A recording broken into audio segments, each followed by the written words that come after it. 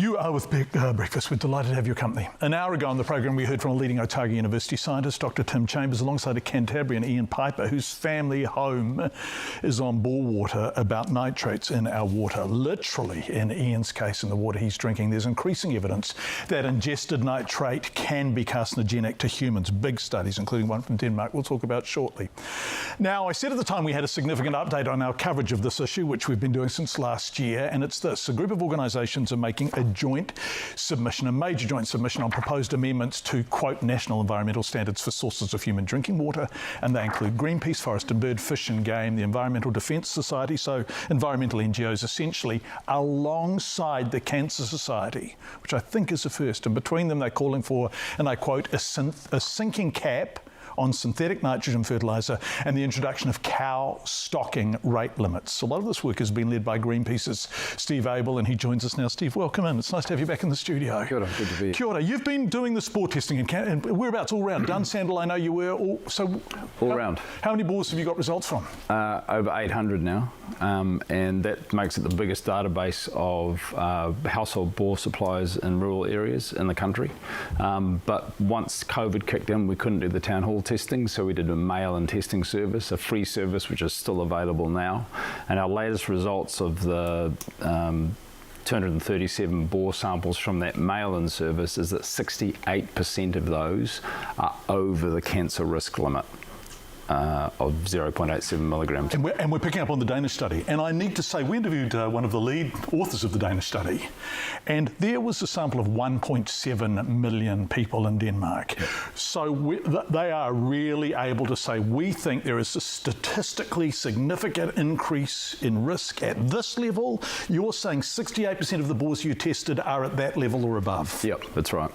And the other thing, the key thing to say is that this program in place now by the government to address the sources of drinking water contamination, by source water they mean rivers, lakes and aquifers, that's also to do with even our existing health rate limit. So 5% of those samples were above the 11.3 limit, which is... And Professor Michael Baker says that limit is just ridiculous. It's way, way, way too high. Yeah, hopelessly out of date, as he put it. And so we're even above that now. So just on the grounds of needing to protect that source water from nitrate contamination, the major causes of which are synthetic nitrogen fertiliser and livestock urine, mainly dairy cow urine, we have to lower the stocking rates and cut the synthetic fertiliser, because basically what you've got, 450,000 tonnes of fertiliser goes on the ground every day, distributed by two companies, Ravensdown and Balance. How many tonnes?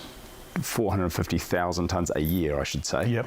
Now, that makes the grass grow, the cows eat the grass, most of the nitrogen they ingest goes through them and comes out as urine and dung.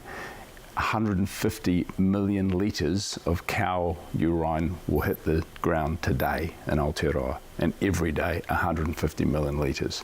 And that seeps down into the groundwater and turns into nitrate and contaminates those drinking water supplies. I just want to come in here because you're talking about rural water, and I think one of the things about that, there'll be rural viewers, and we value them and we appreciate them, and they'll be looking at you and saying, bloody Greenpeace, piss off, you're all townies, actually you don't give a damn about us. This is their water you're talking about. The tests are in rural areas, right? Yep. So Ian Piper, who we spoke to before, is in rural, semi-rural Leaston. Yep. So this is their water you're talking about. The most at-risk communities are rural communities, and including Māori communities, particularly in the Waikato. There's a lot of people on bore water. Southland, Canterbury, those dairy-intense areas are where the nitrates are going up. As we can see, the 6.3 million dairy cows, and they mostly exist in those areas. So yes, the rural people are most at risk, and as the United Nations says, access to safe and uncontaminated drinking water is a basic human right. Currently, that right is not being met for people living outside of cities in this country. I'm coming back to the submission you're making in conjunction with Forest and Bird, Fish and Game, and interestingly the Cancer Society. And you say, we note that smaller communities are particularly vulnerable to poorer quality drinking water. Currently in Aotearoa, access to safe drinking water is something of a postcode lottery. Yep. So some people are getting water that's fine and is way below what is considered a statistically significant risk of increased carcinogens. Yep. But some of us are drinking water that is just way too high. Yep. That's right, way too high. And people like Ian Piper, the other injustice of it is that all the onus goes on the person whose household supply it is to try and decontaminate it, even though the contamination isn't caused by them. It's diffuse pollution from all the dairy cows in their area. So Ian Piper's put 2 bores down at his own expense, and he's now put in a kind of fancy filtration system or something at his own expense.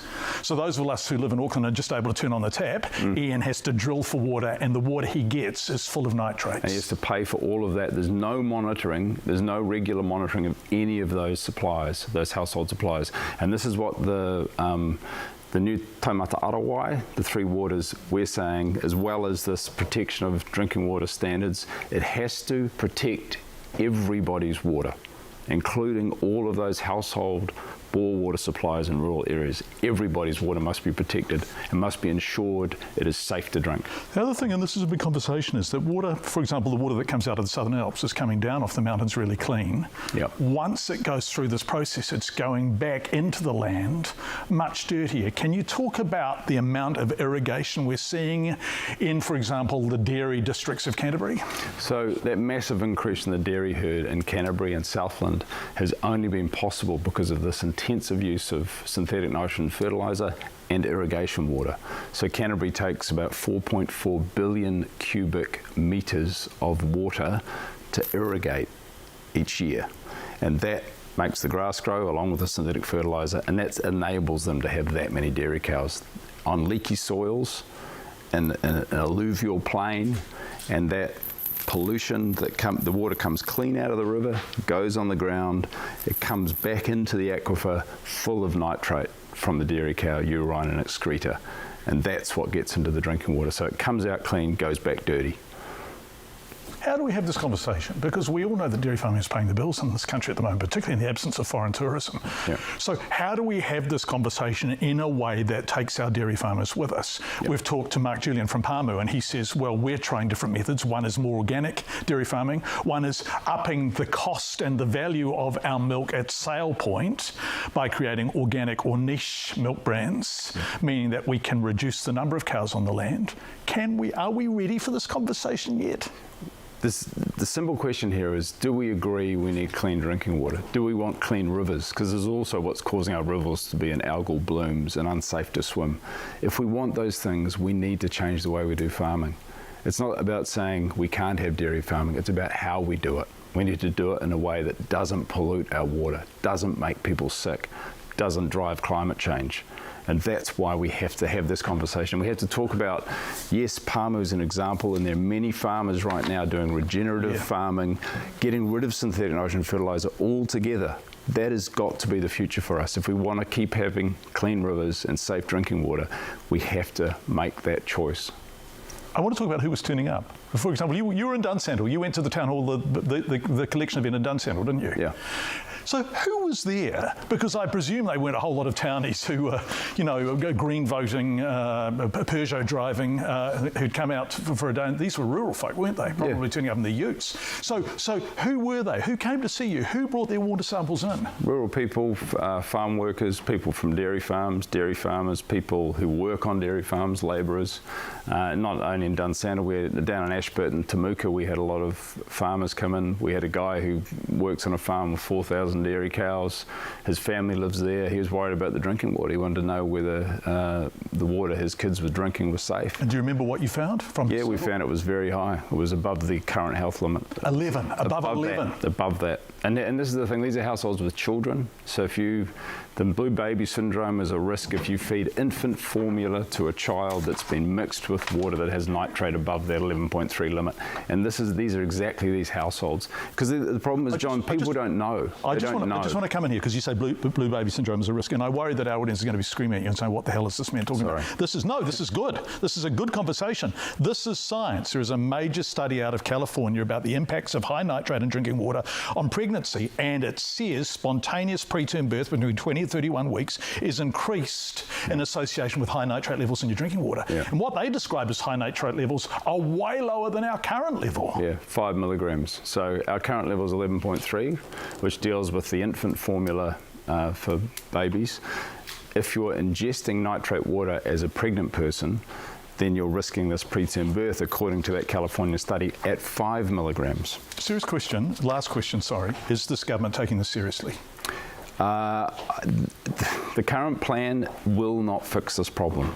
Their current proposal for addressing source water contamination doesn't propose lowering synthetic fertiliser and lowering stocking rates.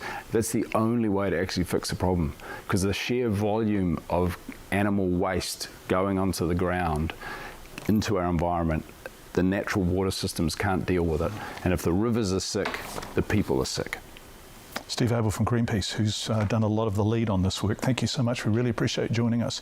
Steve talked about regenerative farming, and we're going to talk to regenerative farmers about what they are doing differently, cutting down on stock numbers, aiming for higher milk value, and also reducing the use of synthetic fertilisers. So we're going to talk to some of those people because they really are leading by example. But in the meantime, thank you so much, Steve, for joining us. We're very grateful for your time. Thank you, John. Just